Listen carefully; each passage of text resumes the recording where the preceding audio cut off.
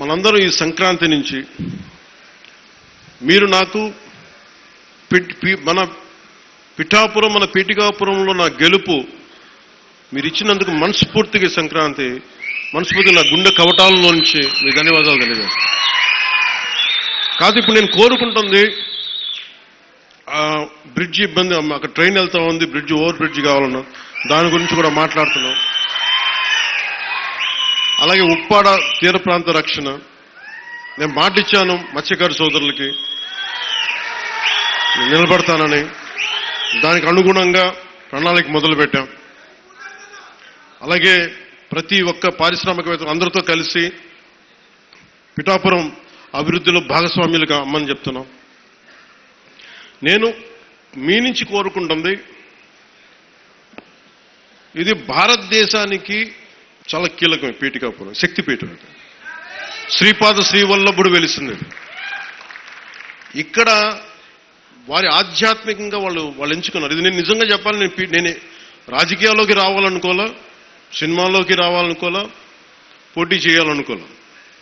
అలాంటిది పిఠాపురంలో రావాలని అసలు ఏమనుకోలేదు. అది భగవంతుడి సంకల్పం, నేను తీసుకురాబడ్డాను ఇక్కడ, గురువుల సంకల్పం. సో నేను నా ఆఖరి శ్వాస వరకు నేను మీకోసం పనిచేస్తాను. అది అధికారంతో సంబంధం లేదు, దానికి మీరు ఆశీస్సులు ఇవ్వండి. నేను ఒకటే కోరుకుంటుంది, మతం పేరుతో కానీ కులం పేరుతో కానీ వర్గాల పేరు మీద కానీ గొడవలు తీసుకొచ్చే వాళ్ళని మటుకు మీరు వారికి మీరే బాధ్యతను తెలియచేయాలి. ఎందుకంటే నేను మీకు ఇందాక చెప్పినట్టుగా ఒకటి విడగొట్టేయడం చాలా చాలా తేలిక మనుషుల్ని. ఈ రోజున మనం మాట్లాడుకోవాల్సింది రైతాంగం గురించి. గౌరవ మంత్రివర్యులు civil supplies minister Nadendla Manohar గారు ఆధ్వర్యంలో గౌరవ ముఖ్యమంత్రి శ్రీ నారా చంద్రబాబు నాయుడు గారి నేను చాలాసార్లు సందర్భాలు చెప్పాను, ఆయన అనుభవం చాలా అవసరం అని. సో అందరం ఒక ప్రయాణం చేశాం. అలా చేయబట్టే ఈ రోజున సివిల్ సప్లైస్ ద్వారా 7 లక్షల మంది రైతుల నుంచి 40 లక్షల మెట్రిక్ టన్నుల ధాన్యం సేకరించిన ధాన్యానికి సరిగ్గా 24 గంటల లోపే 9,300 కోట్ల రూపాయలని చెల్లించడం జరిగింది.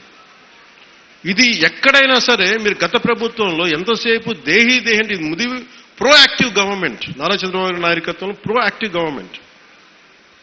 అంటే ఇంతమంది సమిష్టిగా కలిసి కృషి చేస్తేనే ఈ రోజున ఇంత అద్భుతంగా జరుగుతుంది. మీరు గత ప్రభుత్వాన్ని గురించి వాళ్ళు ఏం చేసినా సరే వాళ్ళు తెలిసింది ఒకటే, బూతులు తిట్టడం, ఇందాక నారాయణ గారు చెప్పినట్టు కేసులు పెట్టడం, ప్రజలకి మనశ్శాంతి లేకుండా చేయడం. మళ్ళీ అదే పాత పద్ధతి మొదలుపెట్టారు. మళ్ళీ పిఠాపురంలో గతం ఎన్నడూ లేని విధంగా మళ్ళీ మీరు స్టార్ట్ చేశారు.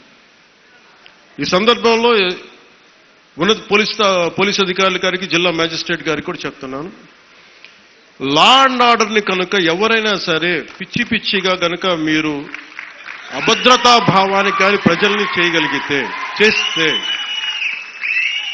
అస్సలు ఉపేక్షించొద్దని చెప్తున్నాను. నా మాటలు చాలా మెత్తగున్నాయి కానీ చేతలు చాలా చాలా గట్టిగా ఉండి గుర్తుపెట్టుకోండి.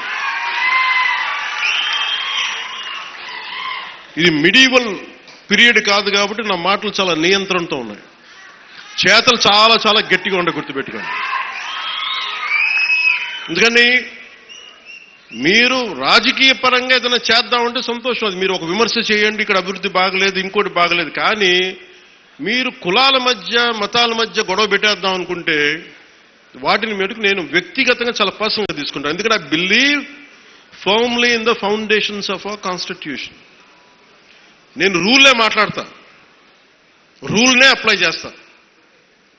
అది దయచేసి ఉన్నతాధికారులందరూ, అది మీరు కలెక్టర్ గారు కావచ్చు, ఎస్పీ గారు కావచ్చు, మీరు ప్లీజ్ అది మీరు చాలా ఫర్మ్గా అప్లై చేయండి.